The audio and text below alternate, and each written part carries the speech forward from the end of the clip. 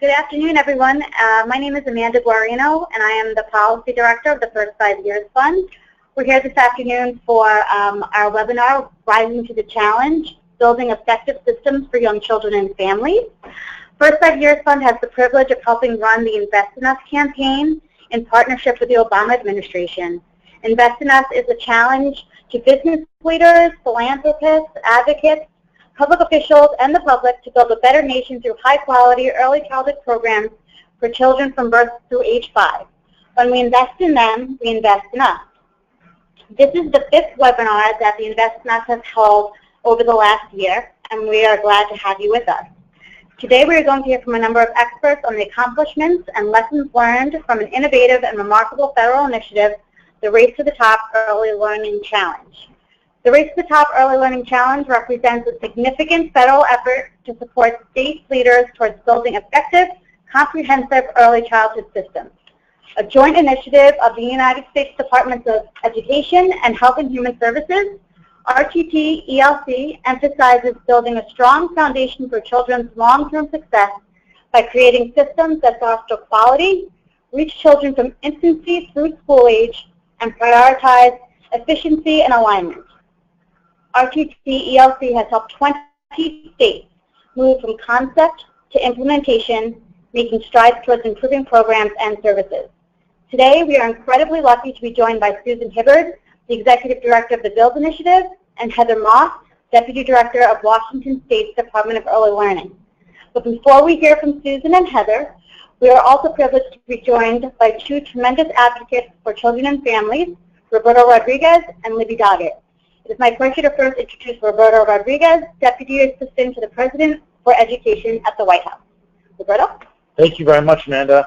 Hi, everyone. Thanks so much for joining us for today's webinar to discuss the Race to the Top Early Learning Challenge and to explore some of the great progress underway in building effective systems of early learning and development for our youngest children. I want to add my thanks to that of Amanda's, to both Susan and Heather for being with us to share greater insight on RTT-ELC and the wonderful work underway across the states. So pleased to have Libby with us, a wonderful colleague and partner in this effort around supporting early education and early learning for our youngest children at the Department of Ed. And I'm so grateful to Libby for her great leadership at the Office of Early Learning on behalf of the President. You know, of course, as the President charted his agenda nearly 8 years ago now for a complete and competitive education for all of our children, early childhood education and early learning was a prominent feature and a centerpiece of that work. And that really built on all of the science and research that we know about early childhood education and quality early childhood education, which suggests that it makes all the difference in terms of whether our children arrive at school prepared for success and achieve the successful and healthy and supportive outcomes that we know are needed in the early grades. So when we looked across the country 8 years ago and looked at where our states were and where our children were, we still saw this persistent early learning gap that began with the early word gap and vocabulary gap at age 3, and we saw manifest itself at school entry upwards of 60 points in terms of our low-income children and their more affluent peers. And so it is that the work to really bridge that gap, which is an opportunity gap and a school readiness gap, and to focus on equity and to focus on quality and on standards for quality, that really led to the genesis of the Race to the Top Early Learning Challenge. And at its core, that program sought to increase the share of low-income children who are enrolled in our high-quality early education programs. You know, Race to the Top Early Learning Challenge came on the heels of historic $4.3 billion investment from the Recovery Act to catalyze states as they overhauled their K-12 systems, as they sought to make great strides in developing systemic reforms around raising standards, improving low-performing schools, supporting and creating pathways for teachers, and creating high-quality data systems in the K-12 setting through the Race to the Top, the original Race to the Top. So using insights from that competition and really understanding that a state-led initiative would be the key way to support the goal of improving quality, of improving outcomes, of supporting high-impact services for our young children. That is the platform upon which we built the Race to the Top Early Learning Challenge. And so the challenge provided an acceleration opportunity. Our administration wanted to encourage the efforts already underway in states to demonstrate that with funding and with a strong framework, we can increase quality for children with the highest needs. The challenge grew out of the creativity and the ingenuity that was already taking shape in the states. And it grew with the backing of the Department of Education, which enabled states that participate to garner greater support for their efforts. But the challenge was also a historic collaboration between the Department of Education and the Department of Health and Human Services to really shape the work and move the work to its current place.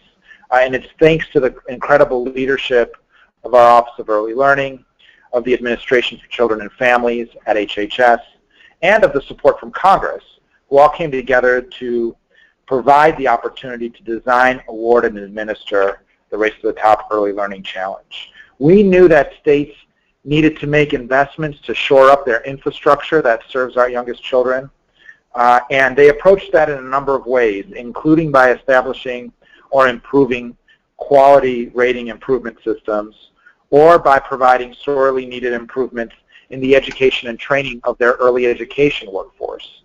And so through that, we were proud to have made over $1 billion under our administration's watch in these important systemic investments and improvements that ultimately will improve the opportunities and outcomes for our youngest learners with the greatest needs.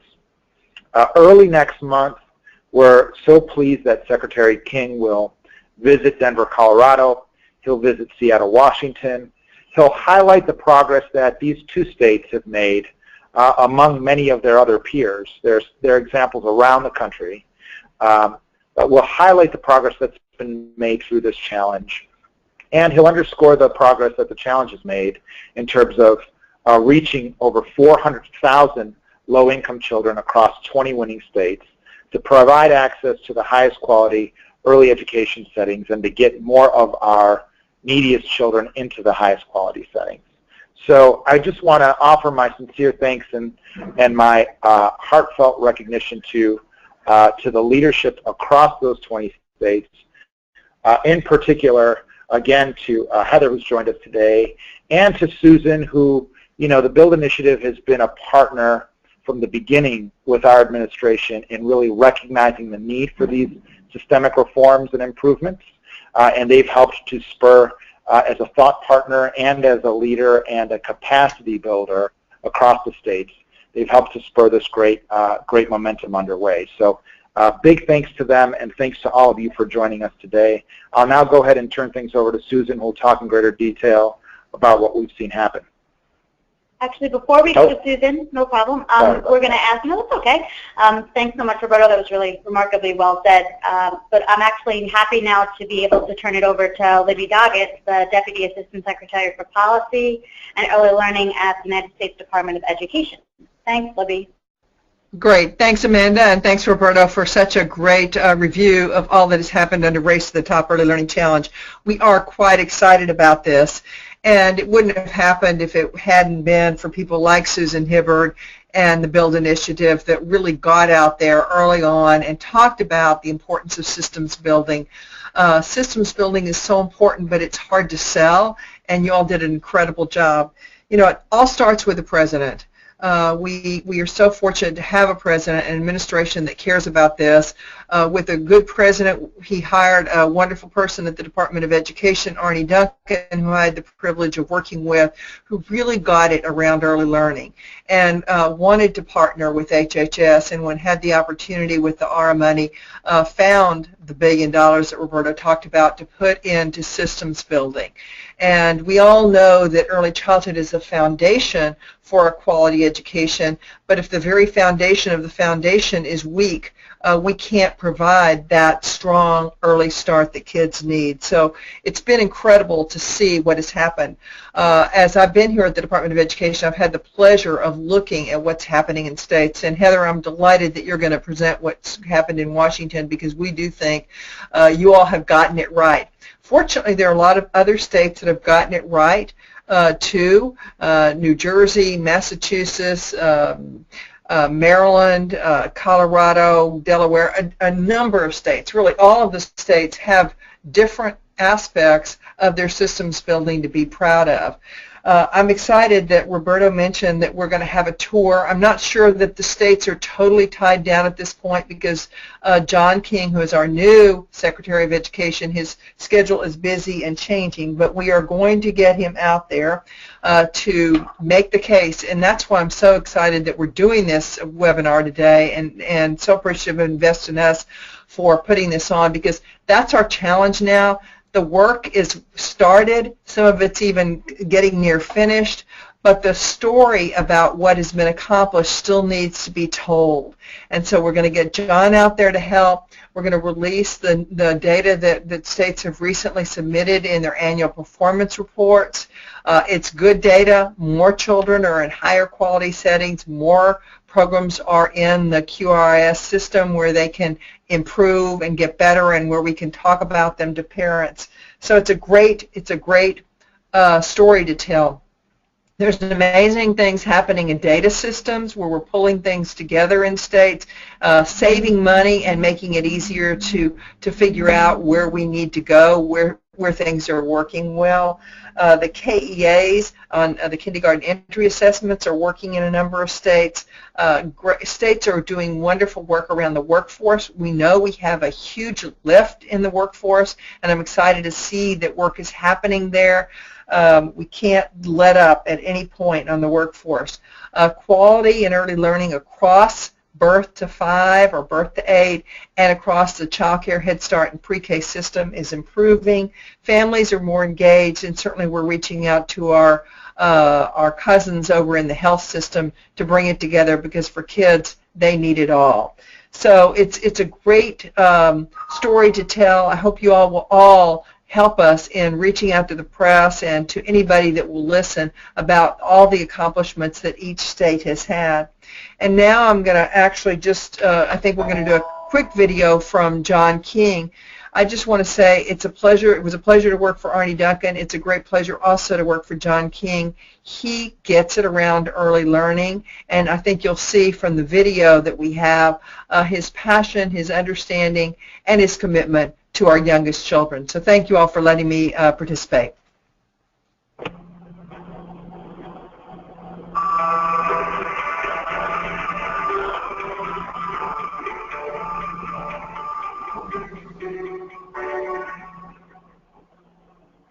I'm John King. As Secretary of Education, one of my top priorities is to ensure equity from this begins at birth by giving all our children access to high quality learning. I want to thank you for your efforts to the Race to the Top challenge. Early learning advocates and state policy leaders help this funding forward. Early learning and development systems in every participating state. The 20 states funded through their early learning challenge.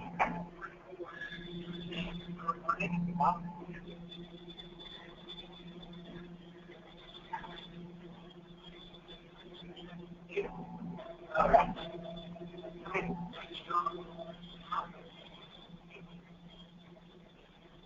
Thank you for coming up. How are your state success in your EBook? Right? Challenge 9 for different challenge book.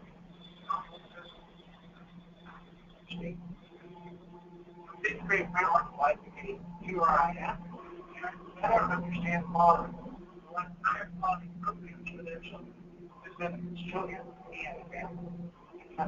This creates much better opportunity for all students now and in the future. Thank you.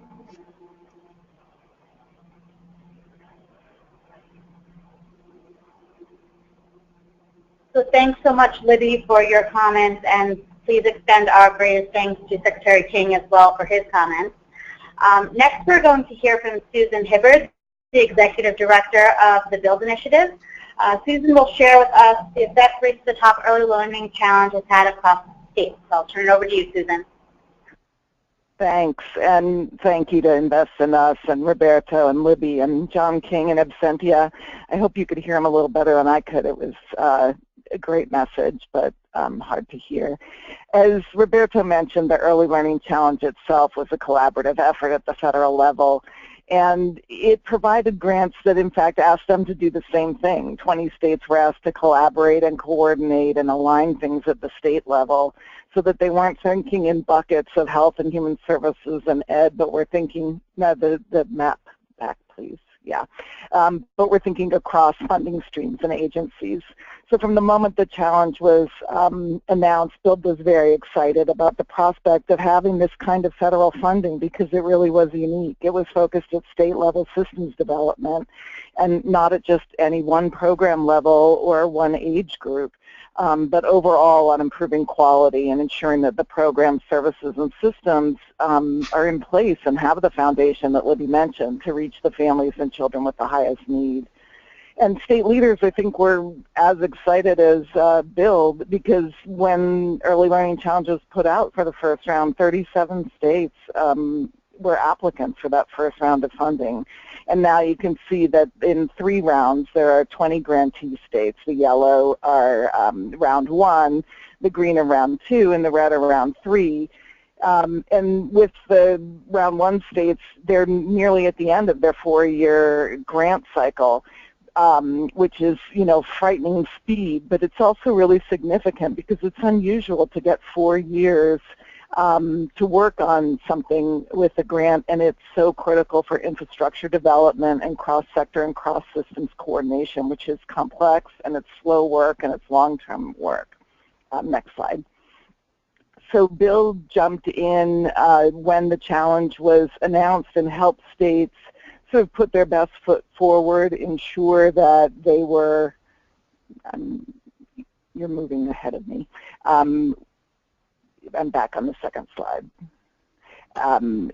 The states were designing plans that were putting their best foot forward because we wanted to ensure that these federal grants really were seen to be the great thing that they are. That, the next slide please, that the federal funding could really jumpstart work, that states had begun. Roberto mentioned that it was really an acceleration effort and that they were looking at the federal leaders were looking at the creativity and ingenuity in states, but then putting the money behind that creativity and ingenuity so people really could lay a strong foundation.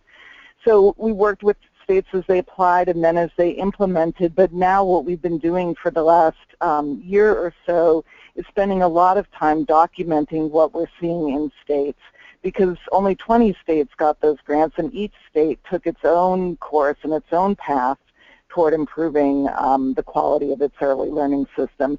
And so for every state, all 50 states and the territories and the tribes, it's critical to learn from those who've had the chance to invest more funds in creating the foundation, to see what strategies they used and what's working. So we've been looking at what leaders are learning and working very closely with the in-state leaders because obviously they're on the ground and seeing what they've created. So we work with each state's on the ground people, but then have a look across the states. One of the ways that we decided to document the work was by creating an e-book called Rising to the Challenge. And we, of course, most of the examples come from the round 1 and round 2 states because they had more work under their belts. And we turned to early childhood experts to be the authors and relied on the in-state leadership and then an advisory committee of state, local, and national experts to help review the chapters and sort of guide us to make the most of this opportunity to document the work. Next slide. The framework of the Early Learning Challenge was a great way to help states have a clearer set of guidelines for the work that they would do. And you can see there the chapters that we've done so far. It's 8 chapters and a prologue, and now we've just released the synthesis of the ebook. But we lumped it into sort of 3 buckets, the work: governance, quality early learning programs, and linkages. And in particular, in the synthesis, you'll see that that's how we lump the work together. Next slide. These buckets let us dive into the different paths that states took so that other states can look at those efforts and see what are the various choices that were made related to governance and which of them might make sense for your state. What were the kinds of work that were done to improve the quality in early learning programs, the different strategies across state, and what might work in your state. I'm going to look at some of these areas in a little bit more detail to give you examples, but I do hope that you'll go to the website, which we'll share, so that you can read the full chapters or each of their executive summaries. Next slide.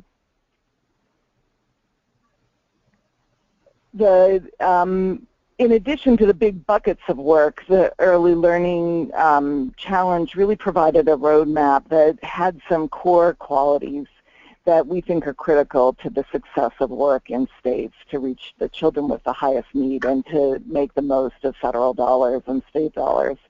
The focus was on the whole child, although it was clearly an early learning focused initiative.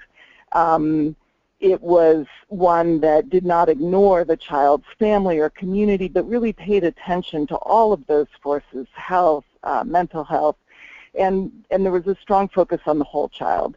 There was a core element of quality, that quality was a priority for funding. There was a strong equity focus and focus on reaching children with the highest needs. There was a recognition that we need to move forward both at the state and the local level. And there was a systems approach that Roberto mentioned earlier. Next slide. So thinking about the governance strategies, first I would say that the reviewers tended to pick states that already were someplace on early learning governance. A lot of the round 1 and round 2 states were states that had begun to think about what are the structures needed to coordinate the work related to young children and what were the structures needed to ensure that there would be collaboration. So often the states that were selected were those that were furthest ahead in governance, but then also those states were given the capacity to focus in on that governance and think about how to ensure that they had the structures and the policies, the MOUs, and the relationships in place so that everything was moving toward a common goal of improving outcomes for the youngest children, especially those with the highest need. The governance is really a core building block of work in states, and states were left to their own imagination to decide how they would frame their governance, and each of the states picked their own way. But clearly the goal of focusing on governance was that there would be a backbone organization, an integrator, a home of cross-agency collaboration, a facilitator and engager of communication between local leaders and stakeholders. So you'll hear later from Heather, Washington's work really centers in one agency, as does Maryland's. But in Ohio, it's the governor's office that is the coordinator across multiple agencies. And in Colorado, they structured theirs more in a peer-to-peer model where one executive branch agency is charged with coordinating all of the peer agencies whose work affects young children. So there are many paths to the road to quality, but clearly focusing on how you're going to promote coordination and collaboration was really important. Next slide.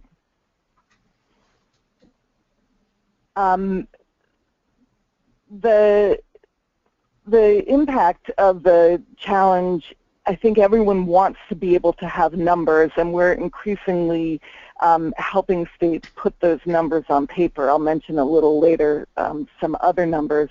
But, you know, here you can see that in the early learning challenge states, there was a 63% increase in the number of programs at the highest level of quality, and a 70% increase in the number of programs enrolled in quality rating and improvement systems.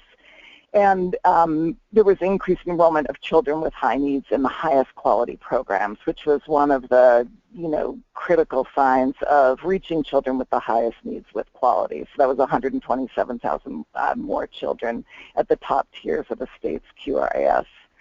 But really, I think more important than these numbers, although probably not as compelling as these numbers, is the fact that now there are a whole host of states who have a common framework across sectors and across systems driving toward quality, and that the quality rating and improvement systems have been ratcheted up and have come to a new level of purpose, and from their original purpose of just addressing the low-level quality in childcare 2 decades ago, to really promoting school readiness and to helping ensure that childcare, Head Start, pre-K all have common purpose and a quality framework. So I think the numbers, we clearly need to get better and better at the numbers, but in fact, I think a lot of the story is the story behind the numbers, that there's sort of one worldview within a state and all driving towards the same outcomes. Next slide.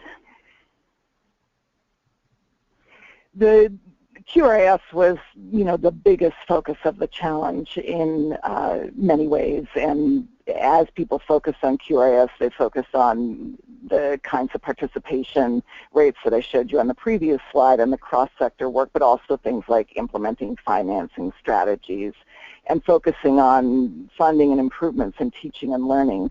But the challenge also had a focus on the workforce, which is obviously essential to delivering quality programs. I think increasingly states are showing how much they understand the importance of the adults in children's lives and the interaction between adults and children. And so states took different strategies to create career advancement paths for early childhood educators, to make sure that there were professional development supports that were tied to moving up the QRIS.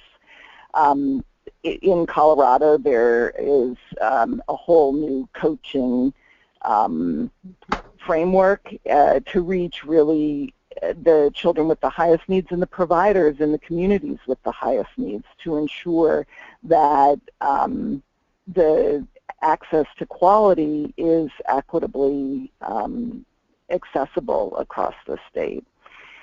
States like Washington, Heather might mention this later, expanded online coursework and made sure that the coursework was really aligned with the QRIS standards.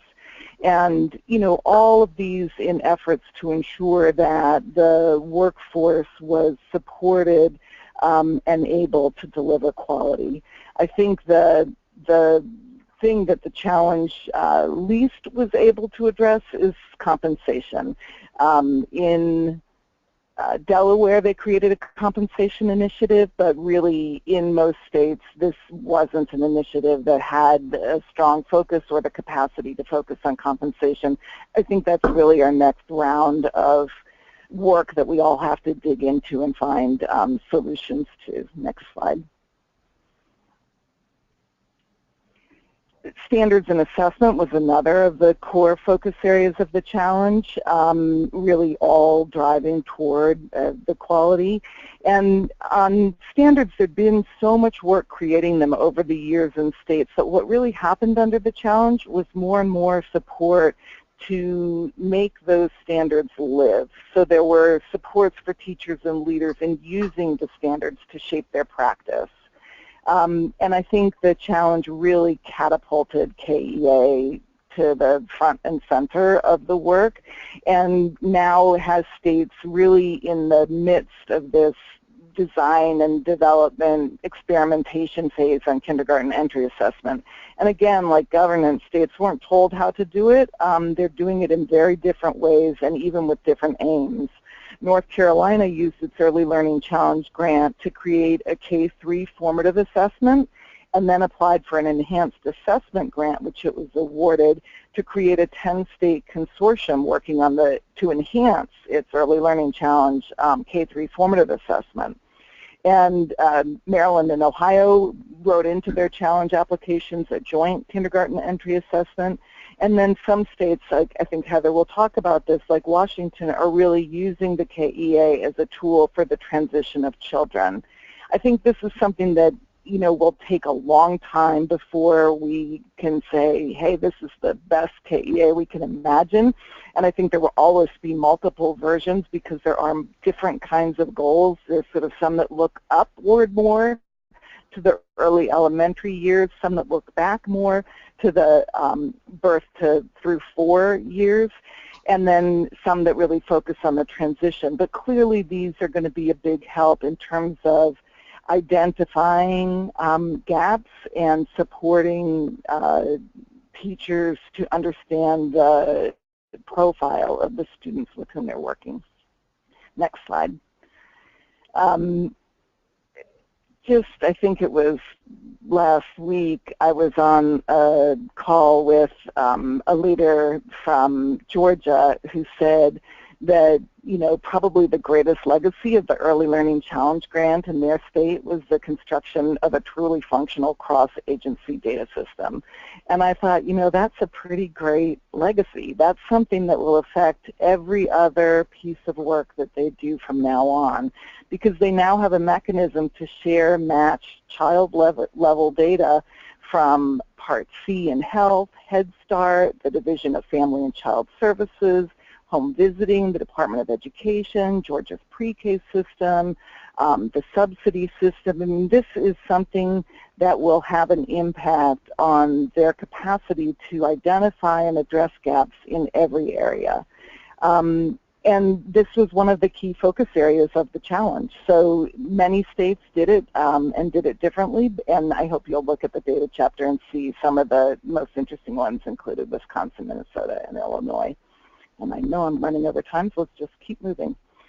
The next thing I wanted to mention is that there were a number of linkages talked about in the, next slide please, in the Early Learning Challenge. And this one I think has ended up having the greatest impact, but was maybe talked about the least. Many states, I think because the job is so overwhelming, focused in at the local level and really looked at the local level as innovation zones or transformation zones. Some of them created new coalitions like Georgia and Maryland. Others already had community level infrastructure and expanded those and built those. In Oregon, it really helped to drive and create their system of connecting the early learning hubs with their health transformation community centers, and in some cases make those the same, but in all cases align them in terms of goals and strategies. And in other states, they used local level to really focus on skill building, including building a focus on equity. Next slide, please. There also was a small focus in the challenge on P3, and states did a million different things to try to create better linkages between the birth to 5 years, the kindergarten year as the bridge year, and then, K3, the early elementary grades. And New Jersey and Massachusetts, I think, are particularly interesting to look at there. They did work like joint professional development of teachers and leaders. But next slide, please. I want to make sure to leave enough time for Heather to really tell you a deeper picture in one state. Another area of linkages that was particularly important was the focus on early learning and health.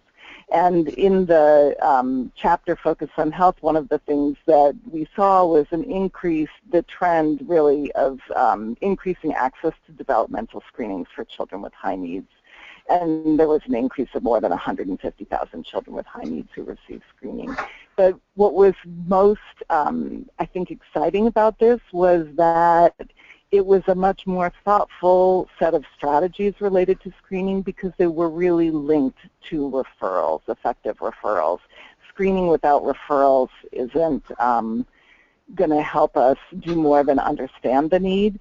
but there was a much better linkage than we'd seen previously in states combining these strategies and really thinking about how to take that screening information and support young children.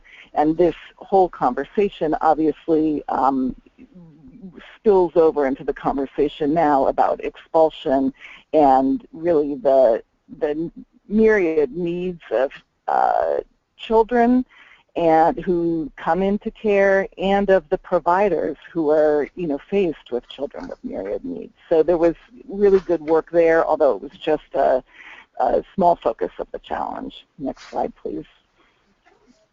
And the really great thing, I think, is that you see the challenge moving full circle now, where the federal leaders were inspired by the creativity and the work at the state level and knew that it needed to be sped up and funded to create a strong foundation. Then you saw creative strategies in 20 states trying in every way possible to create commonality and linkages and coordination, and to figure out how to vastly increase participation and quality and reach the children with the highest needs. And now you see state leaders and governors seeing that work, understanding its importance, and validating it by sustaining it with funds. So you already see $100 million or more each in California, Ohio, Oregon, and Washington to sustain the gains and continue the work that they've done, and $2 to $4 million in Colorado and Massachusetts, with a lot more legislative proposals and budget battles to go. But we've come this full circle where now some of the great work is being sustained and expanded at the state level, and Heather will talk about that as well.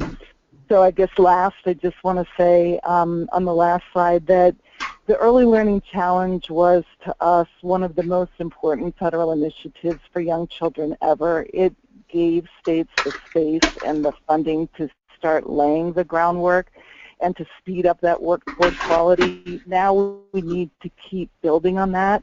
We mustn't go back on these incredible advances, and I think we need to keep documenting them. So I said earlier I would just say something more about numbers, and Illinois has just created an infographic of its Early Learning Challenge grant, and I think Washington will have one by tomorrow. But it's really important, although I think that the important part is sort of conceptual and the framework that people are using. In order to keep sustaining support for this work, we need to be able to say things like there's 6,529 more early childhood educators with credentials in the state of Illinois, or that, what are the increases in terms of the number of children with high needs who are now served in the highest level of quality. And so those numbers are being, put to paper in the challenge states to keep conveying the imperative to keep funding this work at the state and federal level. Thanks. Heather, give us some detail now, I think. Here's the name of the ebook, and you can find it on the Build website. Great, thanks, Susan. I just want to ask a point of process here. My slides seem to be frozen, so I want to make sure that other people can see their slides. And if I can't see, that's fine, but I just wanted to make note that they don't seem to be moving with you as you were talking, Susan. So anyway, thank you, everyone, for participating in this call, and thank you to Build and our partners from Department of Education, the White House, and DHHS for inviting Washington State to be the example state on this call. And as you heard earlier, we are one of 20 states who received a Race to the Top Early Learning Challenge grant. We won in the first round late in 2010 we found that out. And as you would imagine, there are probably 20 different ways to implement the Race to the Top Early Learning Challenge grant. So I'm just going to tell you a little bit about how it happened here in Washington State. So I'm on the Setting the Stage slide. If you can advance to that, please, Amanda. I work for the Washington State Department of Early Learning, and as you heard earlier, we are one of the few states in the country with a very consolidated early learning structure in the state government. We are a cabinet-level agency. We were created in 2006 by then Governor Gregoire, and the department houses subsidy for childcare, our quality rating and improvement system, childcare licensing, our state preschool program, which is known as ECAP, We also provide professional development for all of our early learning professionals, and we operate the early intervention program, home visiting, and other birth to 3 programs. So as you can see, it's a very well-rounded and all-encompassing early learning focus, which does make it easier, I imagine, than for other states with a lot more coordination to do. That being said, the Early Learning Challenge Grant has allowed us and has encouraged and required that we partner more with our separately elected State Superintendent of Public Instruction, who runs our K-12 system, and with other cabinet agencies as well. So just to give you a little bit more sense of the Department of Early Learning, we, as I said, license across multiple cities. We have about 50,000 children at any given time in our subsidy program, our state subsidized child care program, and another 100,000 or so other settings or across all settings. Our new director, Hyde, who recently retired just last year. And the fun thing about Ross is that Ross is a former legislator. He was actually very involved in not only writing but helping to pass the Early Start Act, which I will talk about in a few minutes. And for any of you who are interested, it is extremely entertaining to have a former legislator act as a agency director. He's learning a lot about government that he thought he knew but maybe didn't know as well. Hopefully, if any of you were at the BUILD conference last week, you had a chance to hear him speak. Ross is very passionate about early learning and is very committed to making change here in Washington State. So we're really excited to have him join our team and be a part of it and lead us through this. So I won't talk too much about the assistant directors, but I will point out the partnerships. And you've heard earlier on this call how critical it is to have partners to be successful in any of this work around with such magnitude. We work hand in hand with Child Care Aware of Washington on a daily basis, and Thrive Washington is our public-private partnership. We're fortunate to have many partners in the philanthropic world who are also aligning their work to help us achieve quality professional development and quality early learning for children across the state. One of the other things that I think is unique in Washington is we are putting a lot of stake in our research and data. We recently hired a research director for an agency our size, about 350 staff. That's fairly unique, and we're very proud of that. And we have been able to take advantage of early SLEDS grants that have started to build P20 continuum data sets where we can start looking at what are the outcomes that we want for children in later in life, and then backing into what are the interventions that we see make the most difference in helping them get to those higher outcomes. So we're very proud to be able to be doing some of that work to inform the efforts that we have going forward. All right, so I'm going to talk about success stories in the next slide here. As you heard, we were one of the first states to win an Early Learning Challenge grant I think it was right towards the end of 2010. It provided $60 million to the state over 4 years. What we used that money to do is a lot of work aligning stakeholders. You heard that it's really not just about the dollars, but it's about coordinating across agencies to make sure everybody's marching in the same direction. We also earned the support of our state legislature. They were very wary, I will say, about the idea of accepting a very large federal grant and starting to use those funds to set up an infrastructure for a state program that then they would be on the hook, for lack of a better word, to fund.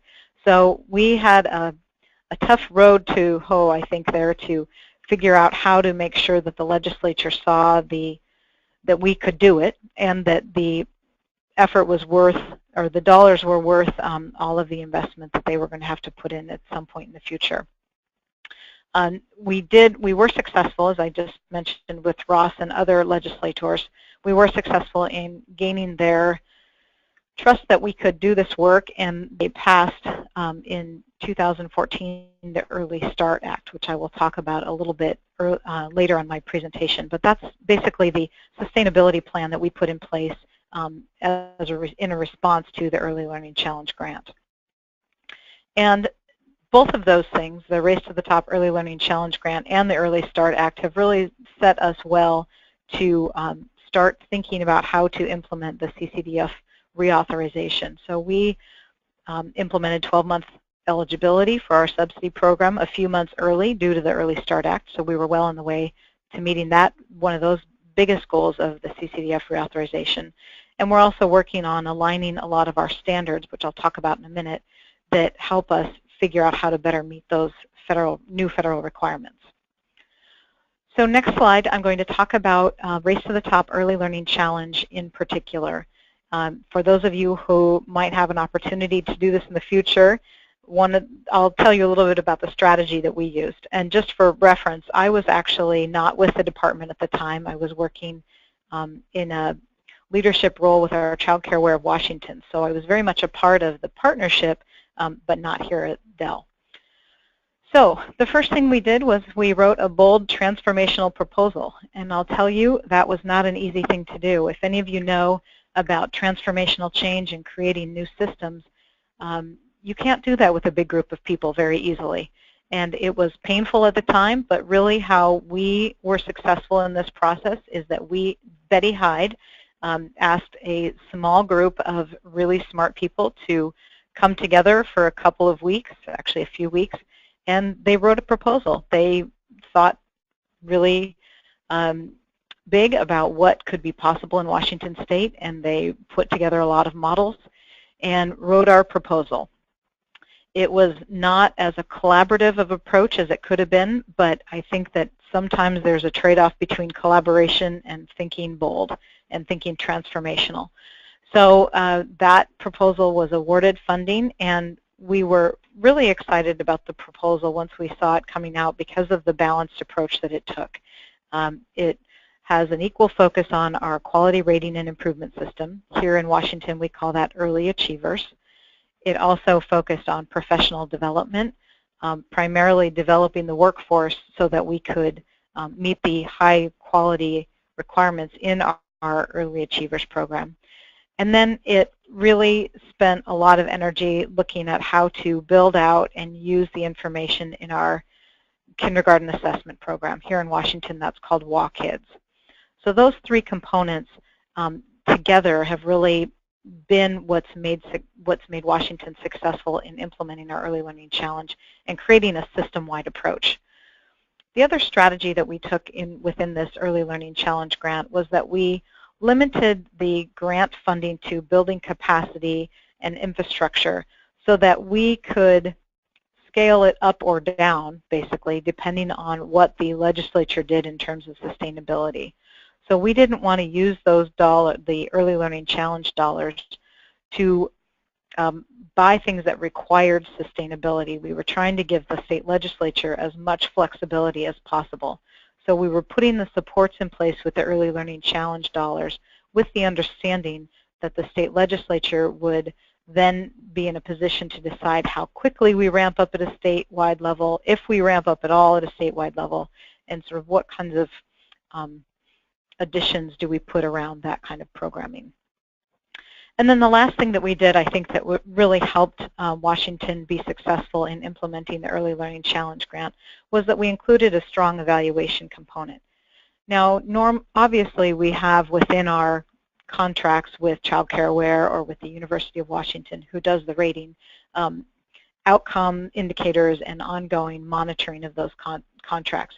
But we added an additional level of evaluation where we are asking the University of Washington and sort of a different arm of the university to do an evaluation to look at, are we really putting our money where we see a change in outcomes for children? So particularly around our QRIS, do the points or do the levels of quality that we identify in our QRIS really lead to better outcomes for children?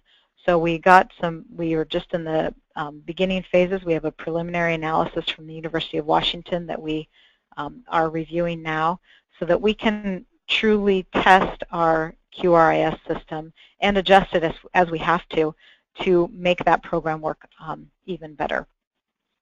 You heard Susan mention, before I go on to the next slide, mention the importance of governance, and We are fortunate to have a very centralized state agency here, but we work also with our what's called the Washington Early Learning Partnership, and that's where we convene on a regular basis with the Superintendent for Public Instruction, our state and public partnership, as I mentioned earlier, Thrive by 5 Washington, the Department of Social and Health Services, which jointly administers the subsidy program with us, and our Department of Health, which does a lot of the birth to 3 and prevention work.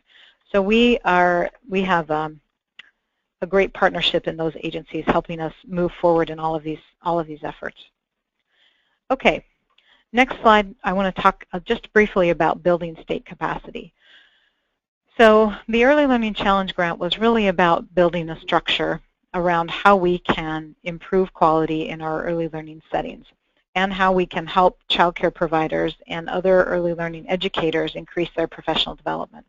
That was all very scientific and measurable, if you will. The softer side of what we needed to do, though, took a little bit more work, and I think it took more work than we had expected, frankly. So some of the things that we had to do. We had to sell this project to the stakeholders. Remember, I mentioned that there were 4 people in a room working on this grant. When it came out, it was a little bit intimidating, I think, for stakeholders to think about how we would achieve all that was proposed in that grant.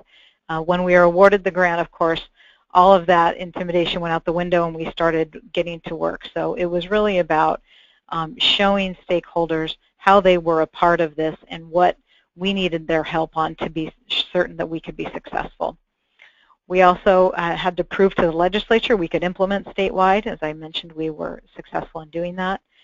We bolstered our relationship with the University of Washington and really grounded our efforts in early learning science and early learning best practices. And we've also made sure that we continue to play a role at the national level. And I think this is not only about sharing what's happening in Washington, but learning from others. And I don't know about all of you, but I love hearing Susan talk because BUILD is in a great situation to be able to look across the landscape and find out what are some of the promising practices in all of the states. And we still feel like we have so much to learn from other states about how to do this even better.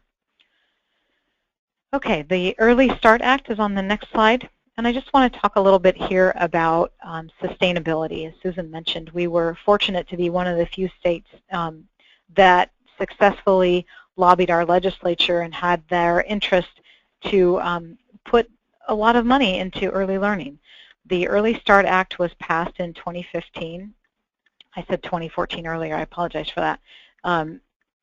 And this was a $150 million legislative bill. $150 million over 2 years. And this is essentially our legislature and governor's attempt at sustainability for our Race to the Top Early Learning Challenge grant. It continues and expands efforts that are started with the challenge. One thing that's very different from when we were under the Early Learning Challenge grant is that the Early Start Act really focusing on the research and looking at the importance of high-quality care in a child's early years, put in place a mandate that all children who received subsidized care must be in a setting that is enrolled in early achievers in our quality rating system. So actually, that deadline is coming up. It's August 1st, so beginning next week, all children who are receiving subsidy must be in a setting that is enrolled and participating in early achievers. I'm proud to tell you that we are at about 97% and growing right now of all of our subsidized children in early achiever settings. We have a few stragglers of providers who have not signed up yet, so we are actually at the point of knocking on doors and making multiple phone calls and asking some other unanticipated or unexpected advocates, such as law enforcement, to help us get the word out and help us encourage providers to join up. The Early Start Act also calls for us to align our standards. So one of the things that has challenged child care providers and made them resistant to joining is that we have licensing standards and we have early achiever standards, sometimes in the mix we have our state preschool standards, and some of those were in conflict with one another.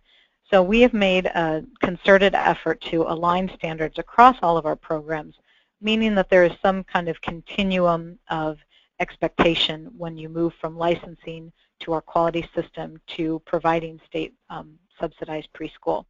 So we're really excited about that work and happy to be complying with that expectation under the Act. It also supports professional development and other provider supports.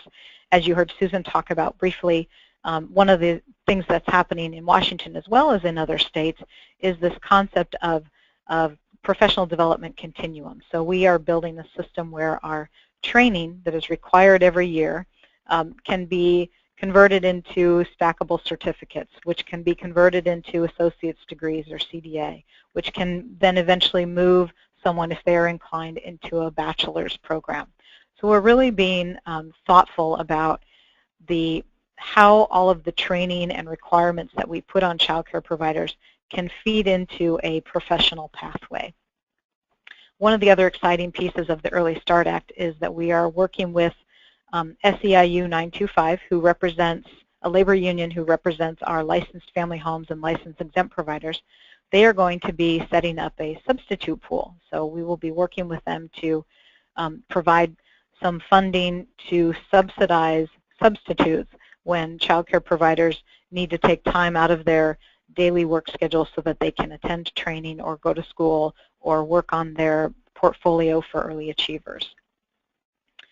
We also have a call for child-level data. As I said earlier, we're working closely on child-level data and using that to inform our practices moving forward. And the last big thing in the Early Start Act is that it mandates our state-funded preschool program, ECAP, to also participate in early achievers. So we're trying to use the same approach for all federal or all settings of children. Okay, my next slide is about other federal initiatives, and I'm going to skip that for now. We're running out of time, but I'm happy to go back to that if folks have questions. I want to move on to lessons learned and what's next. So if you haven't heard me saying it explicitly or gotten it from my comments, what we found here in Washington is that transformational change is possible, but it takes a really bold vision, and sometimes that's by a few people, and it takes a long time. We are still implementing.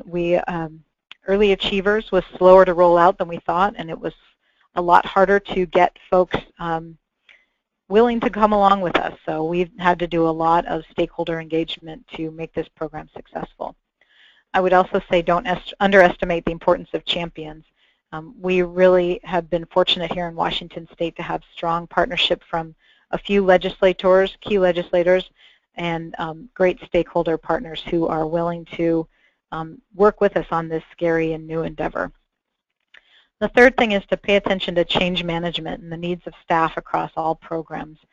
We've had nothing but change, I think, here in Washington since we got since we won the Race to the Top Early Learning Challenge grant, and it's exhausting. And we could have done more and could continue to do more to manage that level of change, not only within our agency but with our partners, and thinking about how fast do we accelerate, how much do we change over time, and that's a tough issue to manage when you're trying to meet the needs of children and make it a high-quality program as quickly as you can.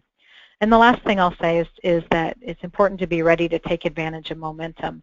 There were a lot of things happening in Washington State that really put us in a place where we were ready to take on the Race to the Top Early Learning Challenge grant. The legislature has been keen on expanding all-day preschool here or all-day kindergarten here in Washington. There's a strong focus on data. We have great partnerships with the University of Washington doing that data. We started to see a lot of interest in our pilot program around QRIS. So we were just well positioned, and I think knew that we had to jump and take the chance when we had all of the boats pointing in the right direction, if you will. Okay, my next slide, and then hopefully we'll have some time for comments and questions. I just wanted to give you a little preview, but you heard this, I think, from Libby as much as the other speakers before me, that all across the country, folks are looking now at compensation. And I would say that it's broader than just how we pay the child care providers. It's how do we afford that across the continuum, not just for our lowest income families where the state might be involved in subsidy, but what about those middle income families and how do they afford high quality? We're also looking at developing workforce capacity and, as I mentioned earlier, degree attainment. And the last thing is facilities. So we here in Washington are expanding our state preschool program at the same time that we are rolling out full-day kindergarten all across the state, and we are coming up short of space. So we're challenged here a little bit in thinking about where to put all of these great programs and are working with our state legislature to do that now. So I think that's where I'll leave my comments and turn it back to you, Amanda, and hopefully we can respond to a few questions. Thank you so much, Heather, and also to Susan for your really wonderful presentations. It's pretty remarkable how far we've come since the inception of Race to the Top Early Learning Challenge, and your presentations have really spoken to that pretty amazingly. So thank you so much for the time you spent in putting together these slides and the time that you took to talk to us here today. Since we've run a little bit over time, I'm going to offer address to field some questions. We didn't have very many come in through chat, so I think we'll be able to handle them through email, and we're also open and willing to having a follow-up session if there are a significant amount of questions so that we can have more of a dialogue, so we can figure that out in the days to come. But my email is Guarino, G-U-A-R-I-N as in Nancy O, at SSYS, First 5 Years Fund.org. And I'm happy to have any questions that you have on presentations that were given today, and we'll forward them to the appropriate party and get back to you, and we can talk again about having a follow-up session with some more questions and answers if we'd like to do so.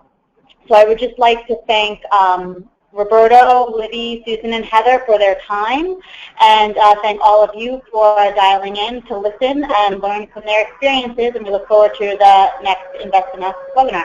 Thanks again. Have a great day.